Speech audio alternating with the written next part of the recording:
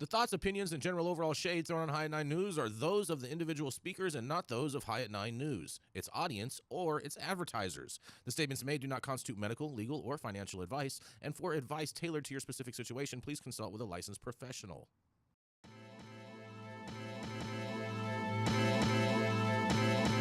Welcome to the High at 9 News Hour, where you will hear from cannabis industry experts and professionals from around the country talk about important topics while shining light on global issues and discussing cannabis as it relates to politics, regulation and reform, data and technology, science, research and medicine, family and parenting, art, celebrities and entertainment, fitness, sports, mental health and wellness, and plant-based medicines and entheogenics. Together, we are building a stronger community, fighting the stigma and creating change. With your hosts, Jason Beck and Rico Lamitte, joined by special industry expert correspondents from around the country, and daily antics brought to you by Cannabis. Coming to you live every Monday through Friday at 9 a.m. Pacific Time and high noon on the East Coast. And thank you all for getting high at 9 with us.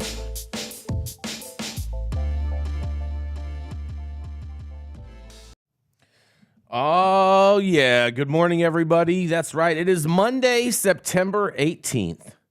Oh, yeah. And today is National HIV, AIDS, and Aging Awareness Day, National Cheeseburger Day, World Bamboo Day, and that's right, happy birthday, Air Force. We're not talking about Air Force One. We're talking about the real Air Force. And thank you for joining us and getting high at 9 with us. It's also high noon on the East Coast, and please remember to like, share, and subscribe to us on all social media platforms. Use that fancy little QR code right there in the top-hand corner of your screen to see where we live on the internet. We're live every Monday through Friday on YouTube, and you can also catch us on Twitter, Facebook, and a few other different platforms as well. But nonetheless, we are going to kick it off. We got a lot of news going on today, and I guess I'm going to kick it off today with my first story. I see Gretchen's in the room, but she hasn't activated herself yet. But nonetheless, we're gonna keep it rolling. All right, are you guys ready for this, man? Because this is a very, very interesting story that broke on Friday. Arizona, first of its kind. That's right. Marijuana dispensary workers go on strike. Oh, the union busters are coming in hard. In the first ever labor action of its kind in Arizona, cannabis workers at a marijuana dispensary in Phoenix went on strike. In a quote, they said, "Your direct action here today speaks volumes, and when you take brave, courageous actions like this to walk off the job, you not only are fighting for yourselves and your coworkers, but for every worker who is taken advantage of by their employer and by corporations," said State Representative Annalise Ortiz, the Democratic Party state lawmaker, represents the 24th legislative district, which covers a portion of Maryvale.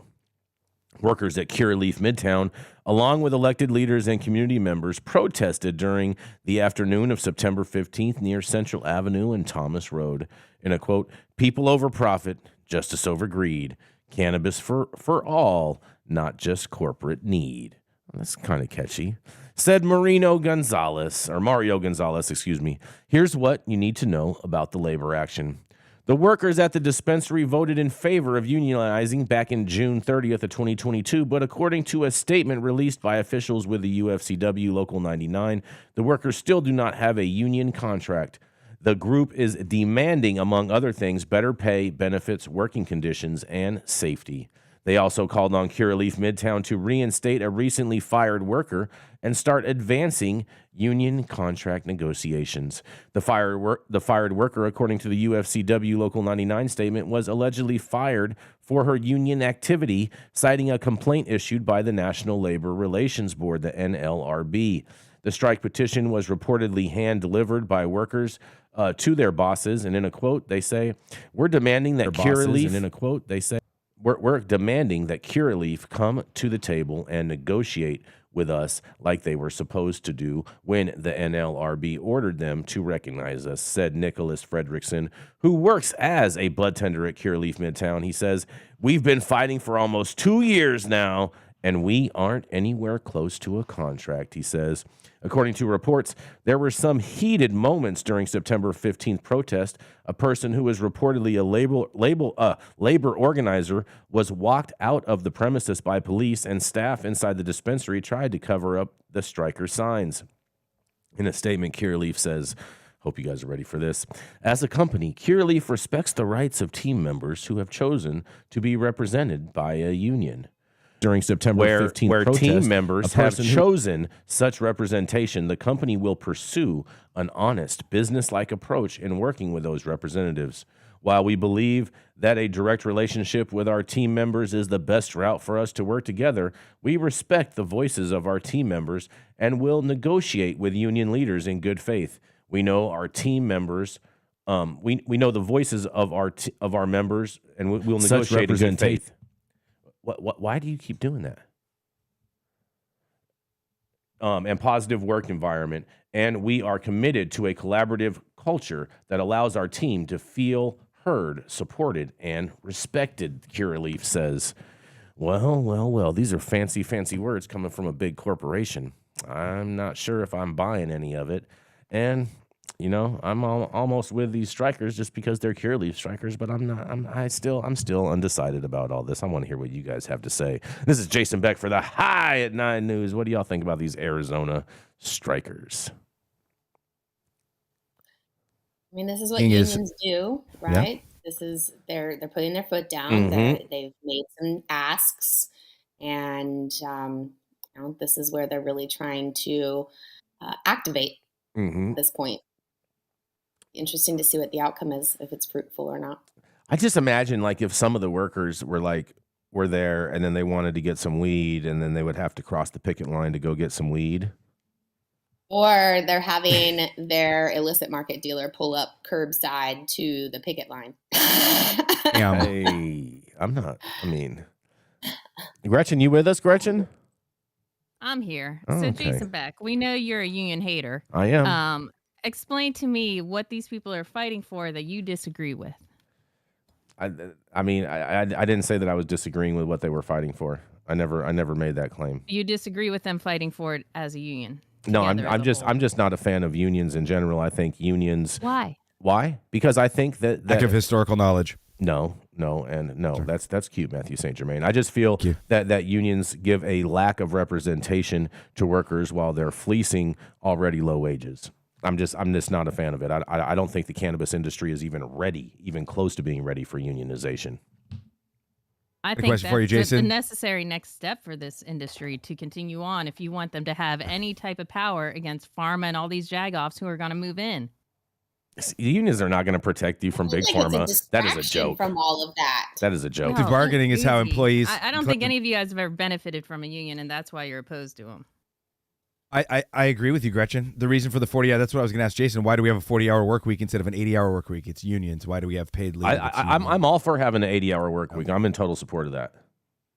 Understood. But the thing is, we're getting to the point in the United States where everything is about to snap and the rich are about to get everybody. Well, that has more to do with AI and the lack of jobs that are actually going to come online and going to be available. What that has to do is with stuff like in California right now, they're about to pass a minimum wage law where fast food workers and service industry workers get $20+ an hour for minimum wage, which means working at McDonald's, you'll be better paid than you would as a cultivator, tech level 1, or a trimmer in the California cannabis industry. Oh. I would like someone to explain to me how somebody in California can survive on $17 an hour unless they're under 18, have to be over 21 to work in the cannabis space. Just talk about your friend Don the Con making it so that it used to be when you paid California taxes, whatever you paid on California taxes, you got to deduct from what you owed on federal taxes. It's no longer possible because Donald Trump eliminated that as an attack on California and other states that didn't vote for him. I just wanted you to explain to me how somebody making $17 an hour that then gets money taken out for payroll and Social Security, California taxes, and federal taxes afford to live in California, where the average cost for a studio apartment is $1,200 to $1,600 a month. A gallon of milk hold on, Matthew, because I actually agree with you on these things, and I do agree with you on that. But I think that attacking the jobs that are paying people wages is not the way to go. What we need to be attacking is the overall BlackRock type of scenario, which is causing for all of this rent prices to skyrocket at astronomical rates here in California. Like that's the bigger problem. Is actually capitalism. That's the bigger problem. The problem is capitalism. The problem's not capitalism. The problem is crazy ass rent. Okay, that is the problem. Oh, that is the problem. That's not the problem. The problem is that the folks at the top of Walmart, of PG&E, of all of these companies are making tens to hundreds of millions of dollars both in salary and compensation and bonuses. Everybody else is making below minimum wage that they can't fucking survive, bro. It's really what the problem is. And so if we look at the free market economy is designed for the exchange of goods and services among individuals at fair rates between individuals. Capitalism is literally about using the labor of other people and not paying them for the value of their labor in order to accrue. I don't buy into that. Please logic. let me finish. Please let me finish. In order to accrue more real property is real estate, land, as it has always been, owned by the aristocracy, and factory machinery, which is also viewed as real property. Capitalism is all about aggregating real property in as few hands as possible. And if you don't believe me, that's okay. You don't have to believe me. You can literally go to the internet and Google free market versus capitalism, and you can see the difference between these two structures.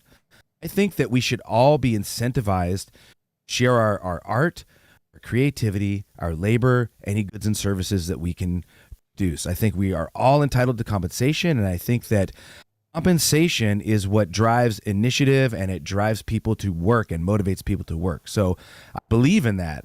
At the same time, I think there's a completely different way to do this that doesn't result in a few families and 100,000 people out of 300 million having all of the resources, all of the wealth, all of the houses, and everybody else just basically being either on fentanyl in the streets and or at each other's throats to just survive.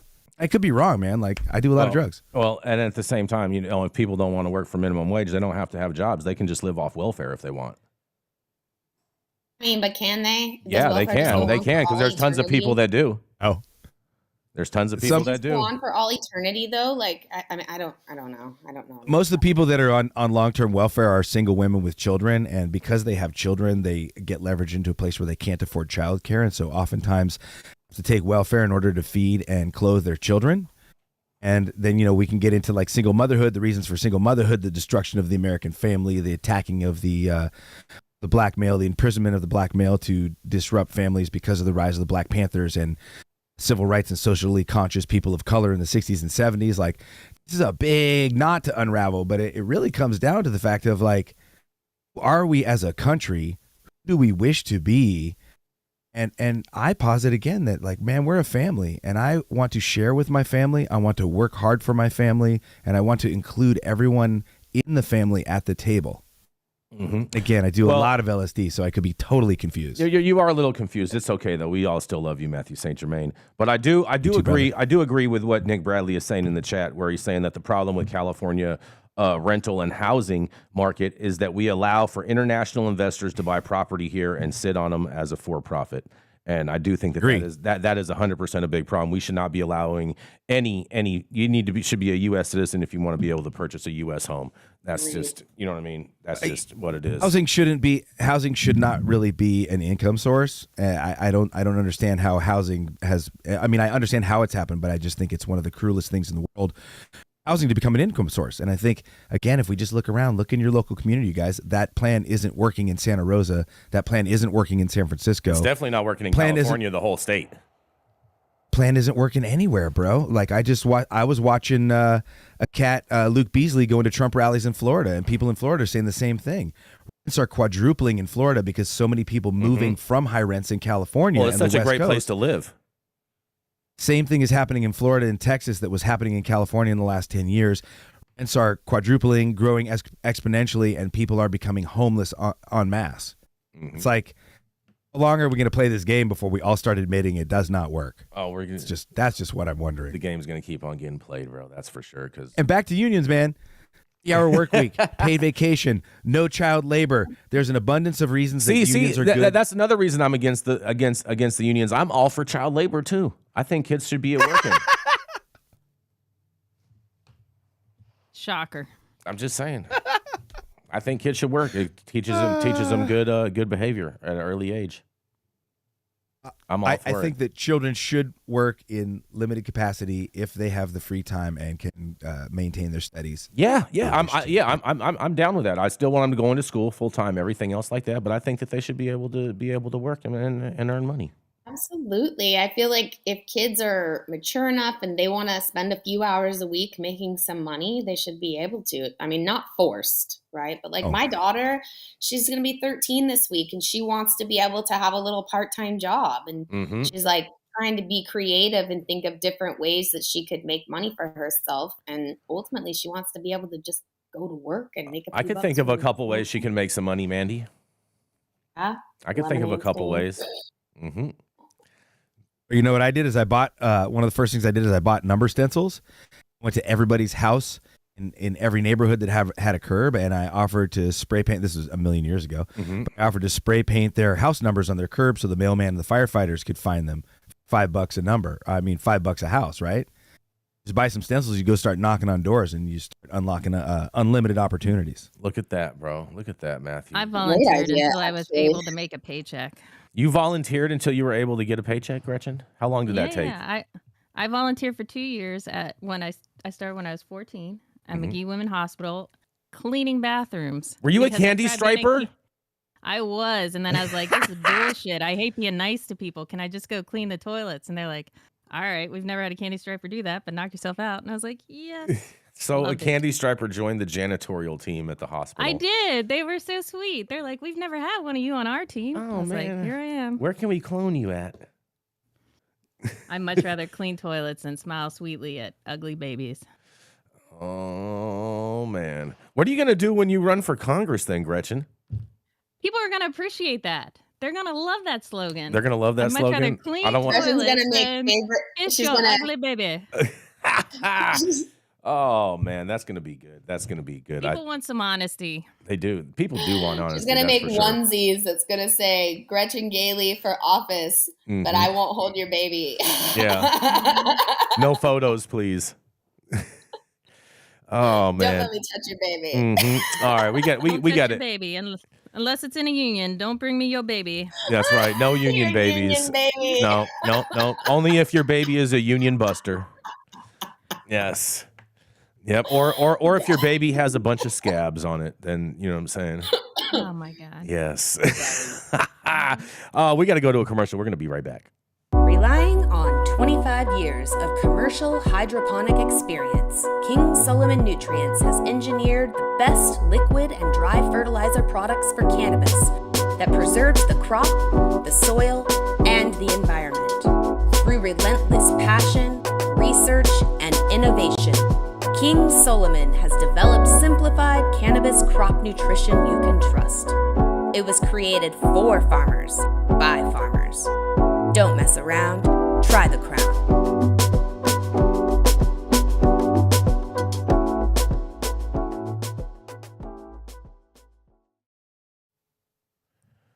Oh, yes. Coming up next. That's right. It is none other than the Gretchen Gailey. She's the founder of Panoptic Strategies, and she at one point in time was a candy striper cleaning toilets in the hospital. Oh, my God. I cannot believe that. I wish I could get a picture of that. Oh, man. I'm sure one exists. I can't wait for you to share it with us, Gretchen. It is the founder of Panoptic Strategies, Miss Gretchen Gailey. Good morning. So happy to be back on East Coast time. I guess it's good afternoon. All right. My headline, Key Senate Committee officially schedules marijuana banking vote. A key Senate committee has officially scheduled a vote on a bipartisan marijuana banking bill, signaling that disagreements between certain Democrats and Republicans over key provisions have been addressed. The Senate Banking Committee formally released a schedule on Friday, showing members will hold a markup of the SAFE Banking Act on Wednesday, September 27th, a critical step on the measure's path to the floor. This comes a day after media reports began citing sources who disclosed plans to hold a markup on the last week of September, though there was some ambiguity about the exact date until now. The time of the meeting on the 27th is listed as to be determined. It's unclear how the bill will be amended by the panel following weeks of negotiations. Senators have discussed revisions around provisions related to a key section on broad banking regulations. Other lawmakers and stakeholders have floated changes concerning Small Business Administration access and stock uplisting for the cannabis industry.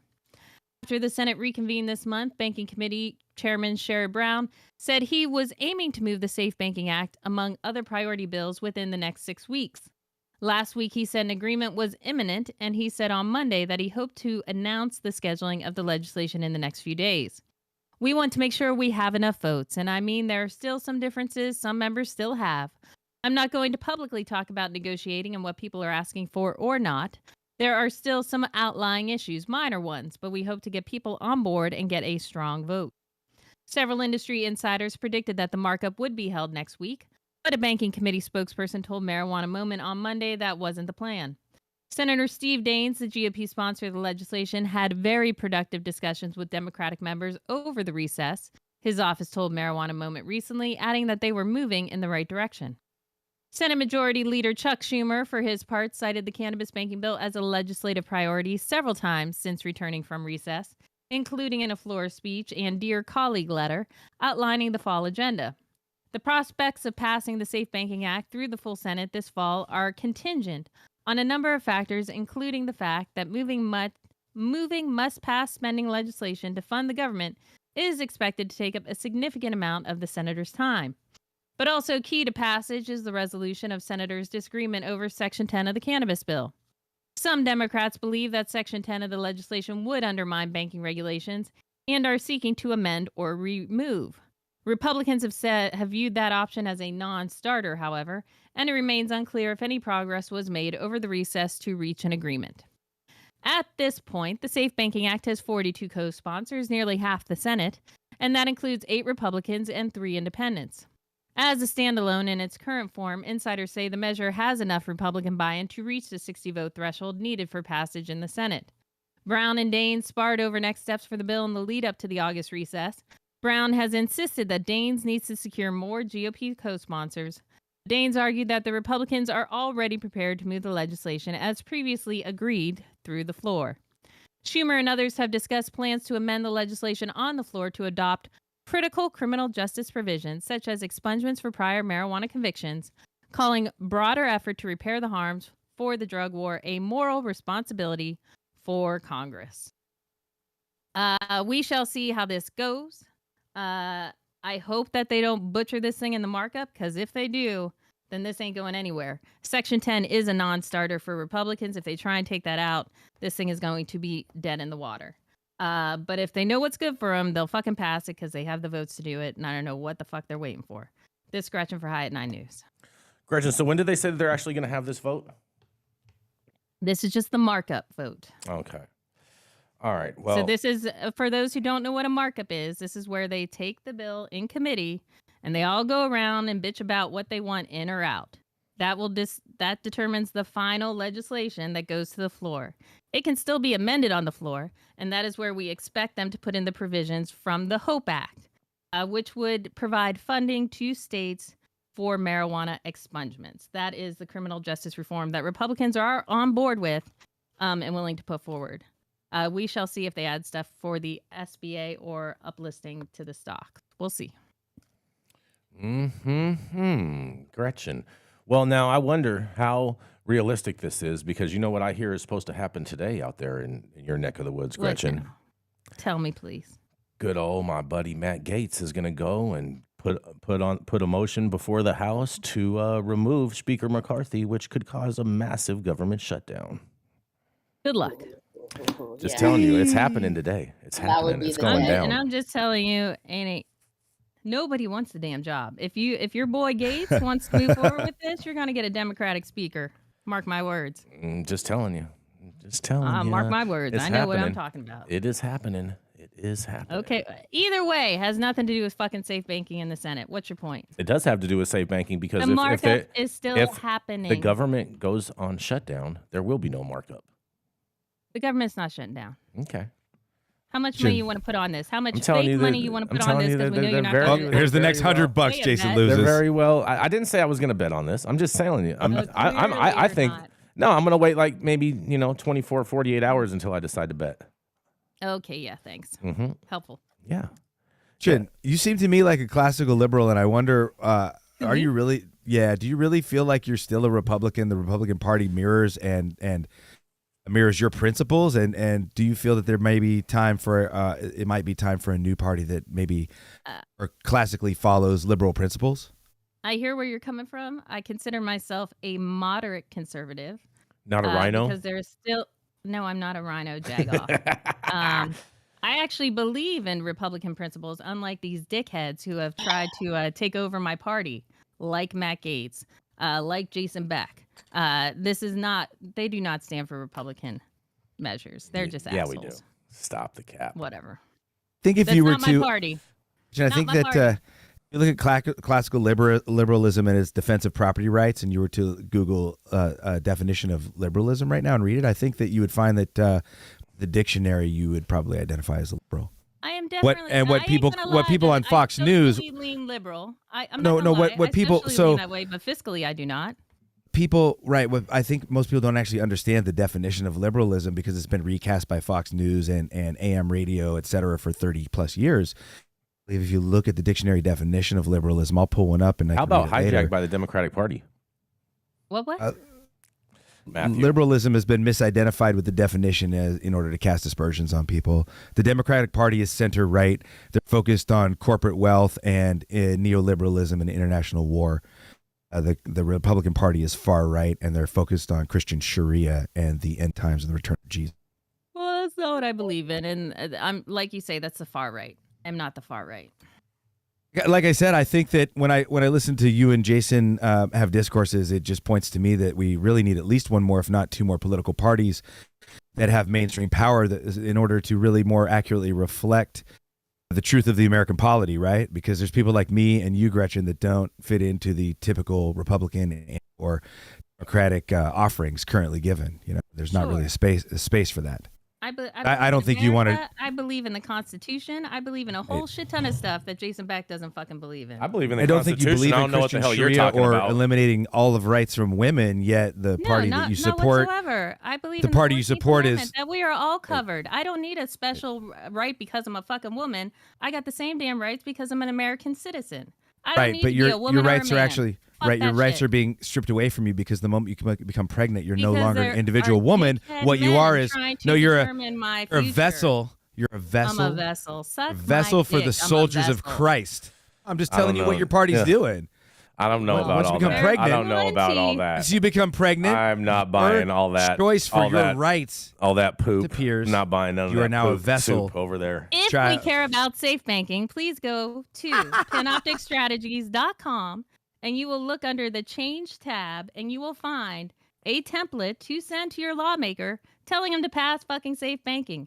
And if you don't know who your lawmaker is, I also have a little tab there where you can figure out who your lawmaker is. Just copy Or and safe paste, banking. boom, boom, boom, send an email. Your lawmakers need to hear from you, everybody, that you want safe banking passed. That they do. I do agree with that, Gretchen. I definitely agree with that. Well, Support safe banking. Yeah, pass safe banking already. Jesus. All right, you guys. All right. I'm gonna go. From one vessel to another. Mhm. Pass safe banking. All right, all you vessels. I got something for you guys. I'm not sure if you guys saw this one coming, but New York cannabis regulators have set the final rules. Oh man. New York's cannabis regulators have finalized the rules for the budding industry, authorizing a slew of changes that will allow almost anyone to open an adult-use cannabis business. But the new regulations have people in the state's newest industry worried, concerned that the slow pace of approving their business may have put them at a disadvantage. there's excitement and interest. And during a meeting on Tuesday, the State Cannabis Control Board, which sets policy for the Office of Cannabis Management, finalized cannabis regulations policies, and now almost anyone who can legally open a business in New York can apply to open a cannabis business, and the types of businesses that can open have expanded. It's expected to introduce many more applicants to the industry, which has seen only 23 state licensed dispensaries open despite thousands of applicants. In a quote, the office expects a lot of excitement and interest in these applications, and we are committed to providing as much information as possible regarding an applicant will need to prepare in order to apply, said Chris Alexander, OCM's director, during Tuesday's meeting in Albany. The conditional licenses, the industry has been operating strictly under conditional early form licenses dedicated to those who had been charged with a cannabis crime under prohibition or nonprofits that worked with them. The conditional licenses will be phased out by June, and all businesses operating conditionally and in good standing can apply to transition to a full license. The move comes right as OCM battles in court over its conditional licenses, and a group of service-disabled veterans who have not yet been permitted to pursue licenses argued that the program violated the Marijuana Regulation and Taxation Act, not including them in the allowed groups for a conditional license. A state Supreme Court judge halted the program entry and ordered the OCM to pursue final regulations late last month, and they have created 8 classes.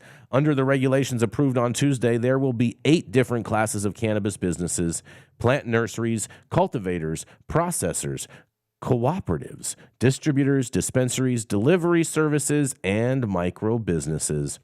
Micro businesses will be permitted the latitude to grow, process, and sell their own marijuana in small quantities of about 500 pounds per year, and micro businesses and dispensaries are the only 2 facilities permitted to apply for on-site consumption permits. The regulations further defining on-site consumption have not yet been developed, and additionally, anti-monopoly rules have been put in place preventing anyone from holding a license from a retail shop alongside a license for a provider.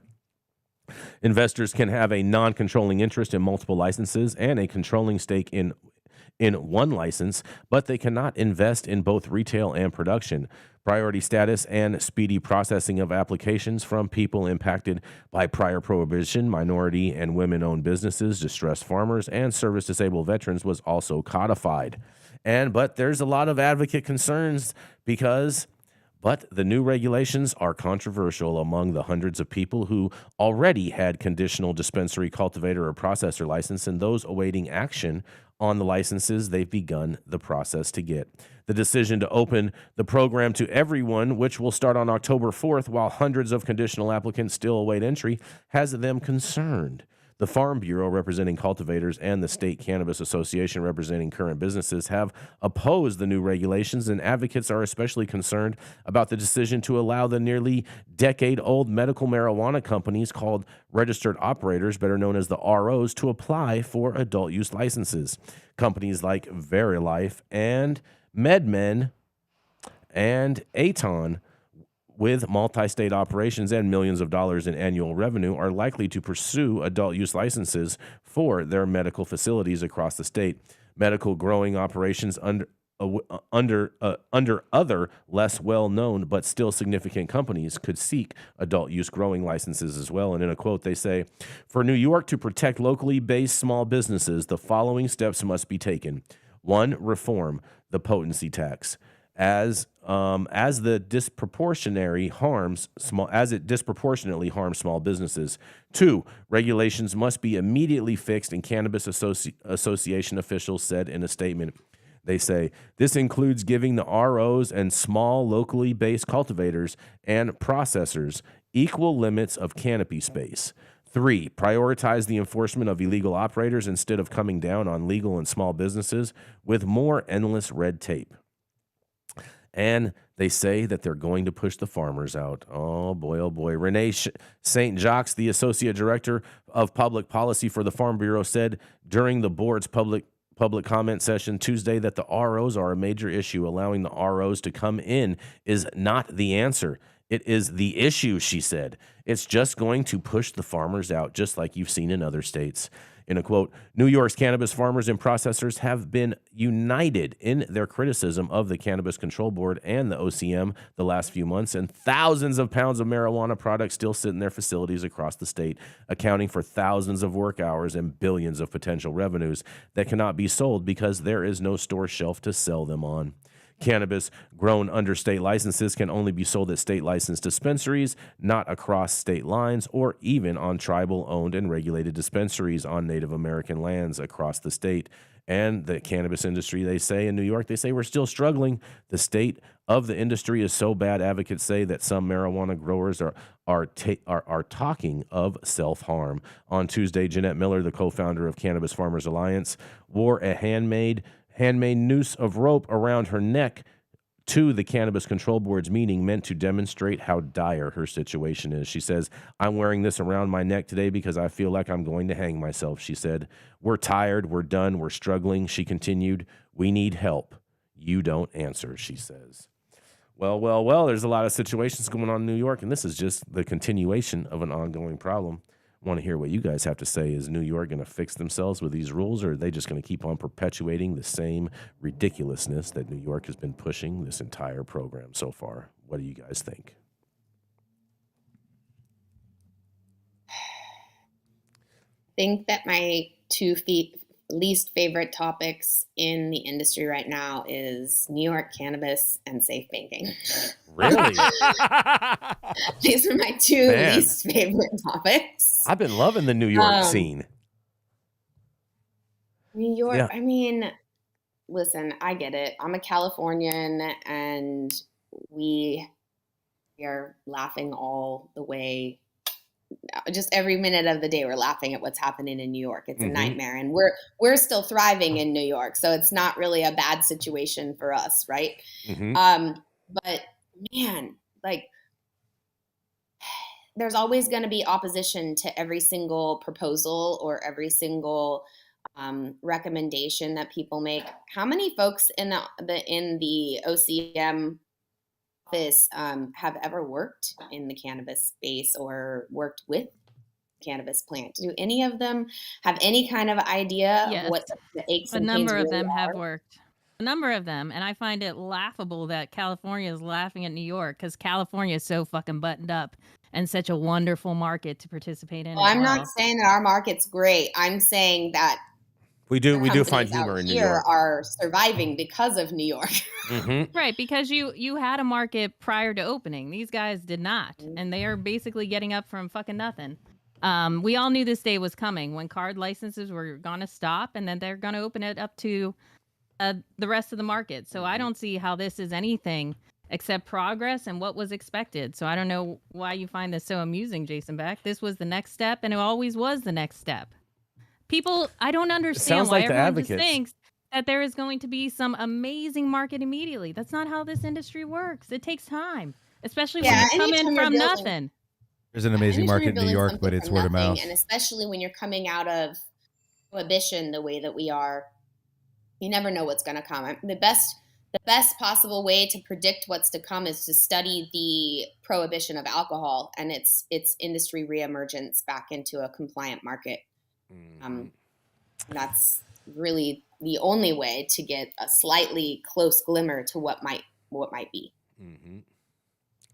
Like the languaging of keeping retail and production separate. I thought that was a good idea in California as well, and would have probably led to a little bit equitable market for everybody. The moment you allow for vertical integration, then growing their own weed and selling it and kind of sloughing off all of the independent producers becomes a reality. It's just vertical integration. That is true. I mean, why sell someone else's weed when I can sell my own weed? Just saying. You just absorb that percentage. Why have somebody else distribute and take 30% when you can do that yourself? Yeah, I agree with that. You'll be slightly more likely to pick up the check at the end. Yeah, exactly. And at the same time, you'll know if your bills are paid or not. As opposed to when you get a lot of companies that didn't have their excise tax paid by different distributors, even though they collected it and whatnot. There's a whole big shit show going on. I do like the language and keep retail and the producer separate. Anything we can do to kind of keep the market smaller. allows for more small players to win. And what we see when small players win is we see higher quality cannabis and higher quality hash. Higher quality cannabis and hash lead to better outcomes for all. Yeah, but at the same time, I mean, the reality is that the average consumer in a retail store doesn't want to pay those numbers that they're going to pay for a high quality product. They want the cheapest rung of the mill, duff of the buff. You know what I'm saying? Of the bag. They don't want the cheapest thing, Jason. Most of them are leveraged into having to accept the cheapest thing because of that whole capitalist thing. And I don't believe in that. I don't buy that argument. I'm not buying that argument. It's very easy not to buy that argument from a condo in a high rise in LA where all your bills are paid. Amazing, right? You're so silly. I didn't realize I had a condo or a high rise. I agree with St. Germain. I don't think people have been exposed to what is good quality cannabis. They have. That's and when correct. that happens, then they are going to want it. I do believe, Jason, that there is also the Budweiser crowd as well. Who's just like, just give me whatever you got. I don't care. But I think there are going to be enough folks out there who appreciate what they're putting into their bodies and are going to ask for it and look for it as well. And I think there's plenty of room for both of those markets. Well, there is definitely plenty of room. The problem is that low budget, that Pabst Blue Ribbon consumer that you mentioned is the type of people that'll be shopping in dispensaries, and the people that like that craft type of stuff that are going to spend those extra dollars are just going to get it from who's ever producing it off the streets. No. Yeah, that's what's happening. Yes, that is what's happening, that Gretchen. Stuff is just going to be reality. Off the streets. I disagree. I think they're trying to do some interesting things out in Humboldt to bring their product legally to all markets, which you will be hearing that in due time. But I do think that there will be a pathway for farmers markets and other things. And I'm not talking about state farmers markets. I'm talking about getting out to be able to come and get the cannabis that you want. You'll see, Jason Beck. I'd love to make another bet, but you don't fucking pay them, so why should I bother? I mean, it's not. You're just blowing hot air right now, Gretchen. Let's not even bother. It's okay. Okay. Just blowing hot air. Mark my words, Auntie Gigi is always right. Yeah, right. I have to disagree with you when it comes to the Emerald Triangle, and this is unfortunately because I have a wealth of family that I really love deeply there. But the only reason the Emerald Triangle was the place to be was the lack of staffing dollars for the sheriffs, the ability to hide what you were doing in the woods. Now that we're in a legal space, every single one of those producers is going to lose because there's an abundance and a wealth of outdoor and greenhouse opportunities that are located 5 minutes from the 5 and the 99. One of the biggest ways you're going to lose is this. You buy a load of gravel, right? So you got a 10-acre grow. You got to buy 100 loads of gravel. 5 minutes off the 101, you're going to pay $20 a dump truck load for gravel. Live 2 hours off the 101, you're going to pay $20 a dumpster load for gravel. Difference is you're going to pay that driver hourly $400 to $800 an hour from the moment he gets his truck to go load up the gravel, to go to your house and drop off the gravel, to when he comes home. But the guy who lives 5 minutes off the 5 is going to end up paying $400 to $800. Guy that lives a few hours off the 5 is going to end up paying $800 to $1,600 or more. And when you multiply that against every single input, what you're going to see is that there's no way that small cultivators who are living on roads up in the middle of nowhere can really compete long term in the legal game. That's not something I'm advocating for. That's not something I'm happy about. I'm not happy about it. It's just uncomfortable truth that should be talked about as soon as possible for the benefit of those folks that are in that position. I hear you, St. Germain, and I know the additional costs that involve coming out of the Emerald Triangle. I'm well aware of the farmer's plight up there. However, I think you're underestimating their heart and their will to survive. I don't think these people are all just going to roll over and die or all go work for big boys or, move to a better location. I think people love where they're at. I think they love the appellation. They love the community. I think they are going to work as hard as they fucking can to keep that space going. I agree 100% with that statement, and any of them that are smart would be smart to just shrink their operation a little bit, focus on quality, get back into the trap lane, find a dedicated consumer base. Used to be that if you were growing illegally, you had to worry about stormtroopers with machine guns descending from helicopters to just totally fucking destroy your life and put you in prison. Ask Brother Luke who's watching. Now, the biggest thing that you're risking is a guy with a clipboard coming to try to fine you money. If I lived in Humboldt and wanted to continue living in Humboldt, I would shrink my operation to where I could find it viable moving forward. It's really easy to do. I'd find a small co-op group of people who wanted to buy my cannabis, and I would keep my head down, and I would create super high quality cannabis that I would distribute through a local network, very similar to the CCOF, I think, or CDFA farm boxes. what I would start doing. I'd just start signing people up for ounce a month delivery. I think that we as cannabis cultivators and long-term actors who have been moving, against the current paradigm of society should really flex our imagination and not just ask for permission for what we should do, but we should move morally correct into the future, doing the right thing, and force the government to catch up with us as we always have. And I ate a lot of acid, bro. I just got back from Burning Man, dude. Who knows? Oh, boy. And on that, we're going to go to a commercial. We're going to be right back. The Control Tower from Highly Educated has perfected the dab. Utilizing the concept of thin film evaporation, you can waste none of it and taste all of it. The micro texture of the SE pillar increases nucleation at elevated temperatures. And with the tower propelling at 2,600 RPMs, it's certainly the most efficient dab experience to date. The Control Tower from Highly Educated. Stop whatever you're doing. Make sure you hit that like button. That's the one thing that YouTube really appreciates, and we will really appreciate it as well. Also, make sure you subscribe to the channel if you haven't subscribed already. And you can find all the articles and everything and so much more on our website at www.highat9news.com. How's it going, guys? Saman Razani coming to you from Green Street here with Jason Beck, smoking on the best weed in the world.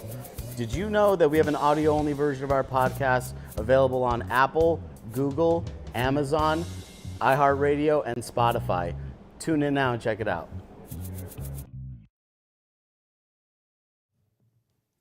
Oh, yes. Coming up next. That's right. She's a mom. She is an Emerald Cup edibles judge. I don't know why I always mess that up. Sorry. And she is also a cannabis executive who wants to show you that being a cannabis executive, a mom, and an Emerald Cup edibles judge, you can live that executive life and still get everything done. That's right. It's none other than the Miss Manndie Tingler. Good morning, everybody. Man, Jason, you really make it sound luxurious. I'm really good at that. Thank you so much. It's so glamorous over here. Today, I'm going to be sharing a follow-up story from one I covered a few months ago. I bet you can't guess where it's coming out of. Yep, NYC. So it's a story that's something we all need to be aware of because it does impact us all at some point, whether you're an employer or an employee. New York really seems to be asking some of the most important questions. Today, my article comes to you from the Times Union News, and the headline reads, "Marijuana regulation of employees needs clarity," report says. The article is quite long, so I'm going to be summarizing for you today. It says, New York passed a law banning employees from testing workers for cannabis use without visual signs of impairment. The result is a lot of uncertainty. A recent report from Cornell University highlights the need for clearer regulations concerning the testing of employees for cannabis use in New York. The state, which was a pioneer in banning the testing of workers without signs of impairment as a part of recreational marijuana legalization, is currently facing significant uncertainties in its labor law. Primary challenge is the absence of reliable tests to determine immediate impairment from cannabis, as existing tests can detect usage for up to 30 days prior. The lack of precise impairment tests raised concerns for both employers and employees. The report recommends changes to the law, including granting employees the right to challenge their termination due to lawful cannabis use and requiring both a positive drug test and evidence-based assessment of impairment for finding employee misconduct. Critics argue that subjective interpretations of impairment could disproportionately affect workers of color. While New York is working to find a balance between workplace safety and individual rights, the absence of an effective impairment test remains a significant challenge for employers and law enforcement. Assembly Majority Leader Crystal Peoples-Stokes believes that advancement in technology with cannabis industry may lead to a reliable impairment test in the future, which could alleviate these issues. But in the meantime, employers are advised to test employees for cannabis use only when clear signs of impairment are present, to document their observations of impairment and their decisions carefully.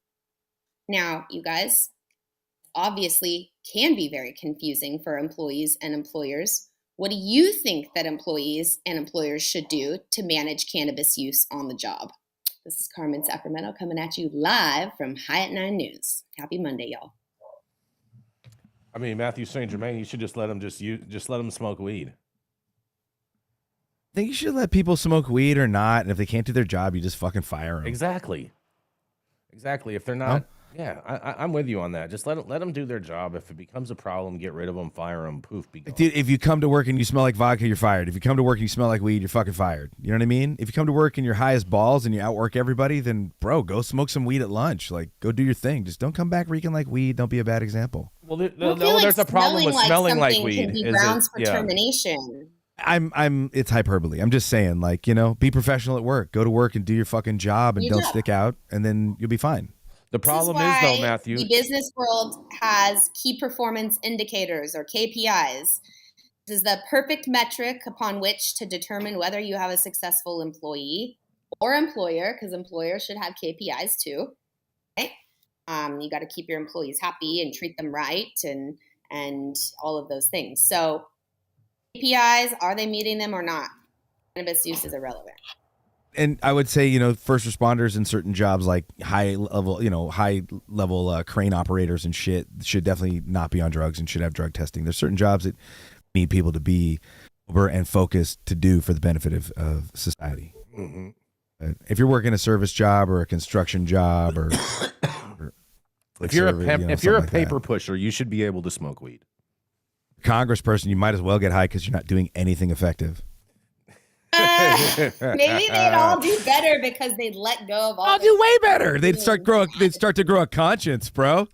You'd see Mitch McConnell instead of freezing, be like, "Oh, goddamn, I've been a shitty, horrible person my whole life, you guys. I'm sorry." Oh man. If it was like a rule that they had to go take a bong hit before they made big decisions. I thought that was Bill Clinton. I think you should have to take a 10 strip if you've been elected right before you take your oath. A 10 strip? That seems 10 hits of LSD, approximately 1,200 plus micrograms of LSD. That seems a little excessive right there, Mathieu. It's a lot excessive. That's what they need. Oh, man. Yeah. You can't survive a 10 strip. You shouldn't be in charge of me. Right. This whole world has been based on really extreme things. LSD is not that bad compared to some of the other shit. Dude. I had this one chick that I worked with, and we were not allowed to consume in my first cannabis job. That was considered a no-no. And she was one of our sales folks. And I was with her. We were on a trip, and we were still gonna, work that day or whatever. And she is just lighting up, waking, baking. And I'm like, what the fuck?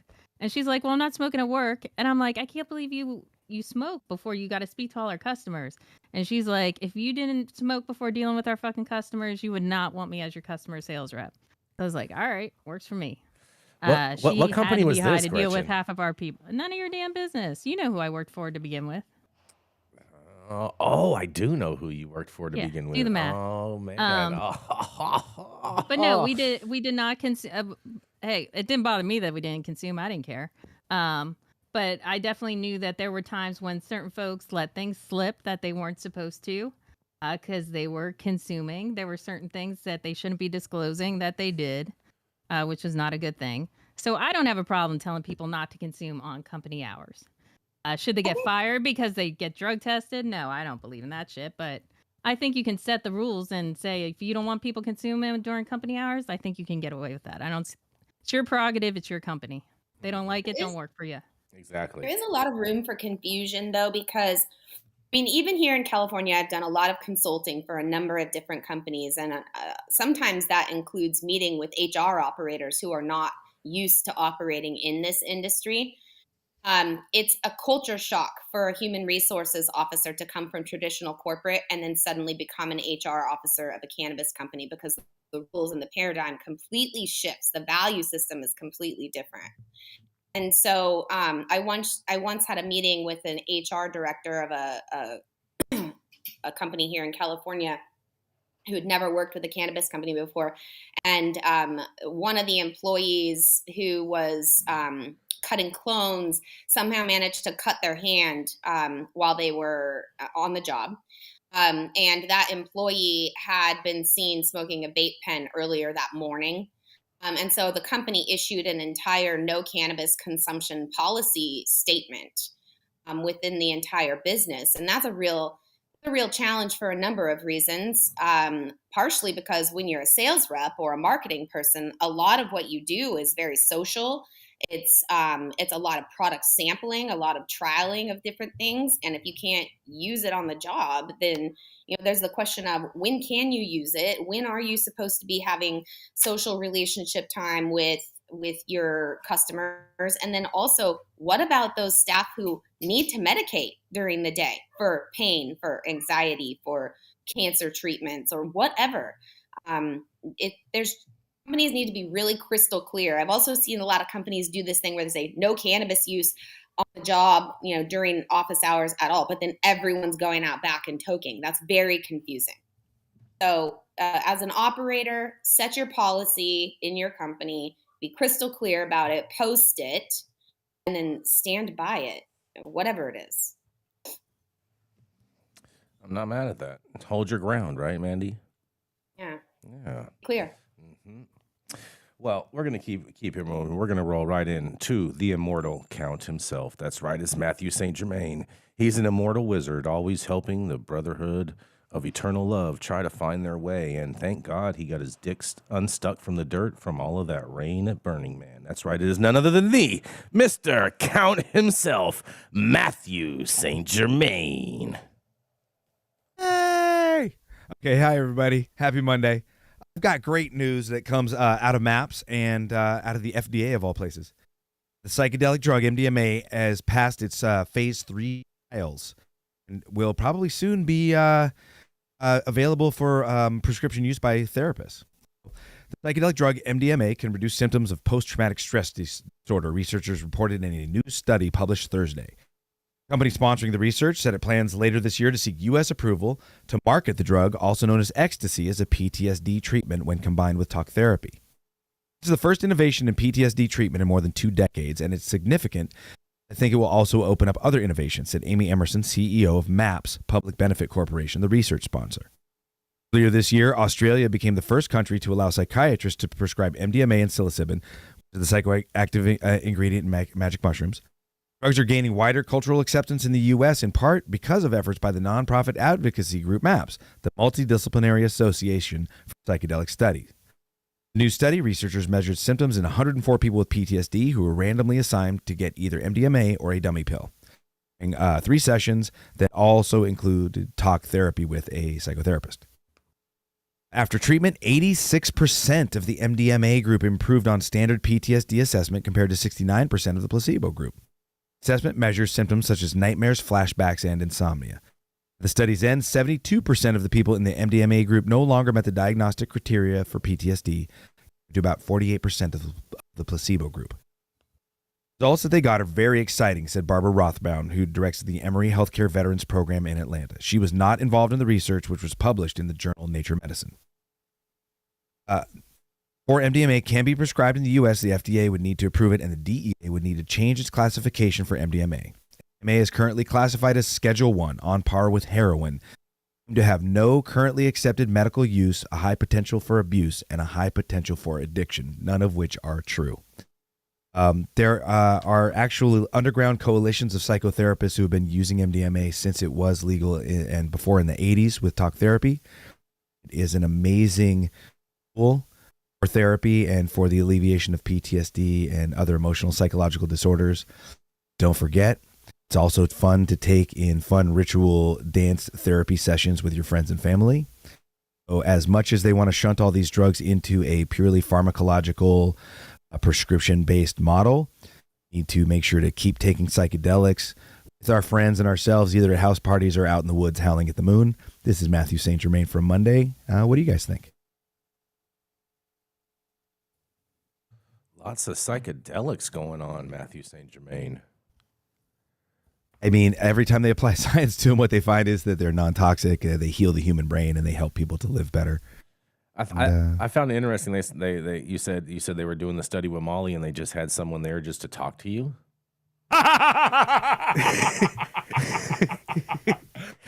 I mean, no, it's fun to talk. I mean, what are they talking about in these studies, Mathieu? What are the topics of conversation when you're just like sitting there rolling balls talking to some doctor? In this therapeutic way, it's different in that they do is they you're not they rolling talk balls. You are, but what they do is they talk for a month or so to gain rapport, find out what's going on. And in the therapy session, it's kind of they use the therapy session as a culmination. I'm sorry, the MDMA session as a culmination of the therapy. You're kind of ready, and at that discovery point, and that depatterning point, the MDMA helps you to really examine the emotional contents of your heart and your mind, and to really see them in a way that's less intensely personal, where you don't feel judgment towards yourself, and so you can talk about what you've done and find forgiveness for yourself as well as for others. One of the biggest things that psychedelics do in increasing the dendritic formation and the patterning and connection in your brain is they actually allow you to depattern. What PTSD and trauma often does, it's very much like other learned skills, it will dig grooves of neurochemical pathways in your brain. And so this higher amount of chemical mapping, neuronal mapping together through dendritic formation basically allows greater patterns to establish and eliminates or shallows out those PTS grooves, so that you can really almost become a new person. So hold on. So I think it's important, as much as I'm not like a super sacred hippie, I really do think it's important to, and you don't have to say it out loud, you don't have to close your eyes and make any kind of face that anybody sees, but it's important to get an intention in your own mind with kind of where you want the trip to go, what you want to learn, to the molecule, plant, or substance that you're about to make a part of your body, and really try to find a direction for what you're doing. And the last thing I want to add is one of the reasons I think I personally have gained a lot of value from psychedelics, even though I'm still a very imperfect, fucked up little dude, that I don't drink alcohol when I do psychedelics. And I think that drinking alcohol turns psychedelics more into drinking fuel and really obscures the intellect and the ability to learn, change, depattern, and grow psychedelic usage. So when you're doing your drugs, man, try to focus and just do some acid, mushrooms, and MDMA, and save the drinking for another day. Save your liver. Too. That's the moral of the story, huh, Matthew? Save. I just feel like, Matthew, when you're telling that story, all right, of like how they like talk to you for a while, and then you know what do you remember that movie? I think the movie was called Run, where like the lady would like hypnotize people, and then like would they like turn them into slaves or some craziness after that. Okay. Well, seen it. Yeah. Okay. Well, you should check it out. It was a crazy movie. But yeah, that's what that reminds me of, is like all of a sudden you have this doctor, and they have to like figure out a time when like they think that their relationship with you is right, to where you're going to open up and be all this forthcoming while you're rolling balls on MDMA. It just sounds like a setup to me. I'm not sure. I'm thinking that that's like real therapy or not. That's why there's to be a therapist, there's an extensive training, education, list of rules and requirements. There's things that if you do or do not do, you cannot be a therapist. Therapists are human beings and make mistakes 100%. Mm-hmm. To get to a point in your life where you have to trust someone. Mm-hmm. And I could just speak from a clinician standpoint, having been the person in the chair working with hundreds of people, not having that form of treatment as an option for any of the individuals that I worked with. I would say that a significant number of them, if I had been able to have that, have a psychedelic opportunity to help them, there's so much that individuals can overcome in just one or two psychedelic experience, the clinical setting opportunities, I believe, anyway. It's such a huge heart opener. And also it allows you to almost see certain issues like trauma related issues, for example, as a separate entity of you. You can externalize it and you can analyze it without re-experiencing the trauma often. And it can be very healing. And once you have that experience psychologically, when you come out of the euphoria from this experience, you can clearly remember how you externalized that issue, and it no longer is something that has such a tight control on you. And on that note, I'm going to be quiet because we're way over time. we are way over time. Do you guys have a second? I have one more story for you guys real quick, if you guys have a second. If not, okay. All right. I got one more story for you. You guys are going to find this kind of interesting. We never really talk about this state, but Alaska. All right. Alaska marijuana businesses are citing the black market, and they are pleading for tax relief. In an unusual off-season hearing, a committee of the Alaska legislature considered a proposal on Friday that could lower the state tax on marijuana sold in the state. House Bill 119, considered Friday by the House Labor and Commerce Committee, would shift the state's marijuana tax system from a tax per ounce to a sales tax.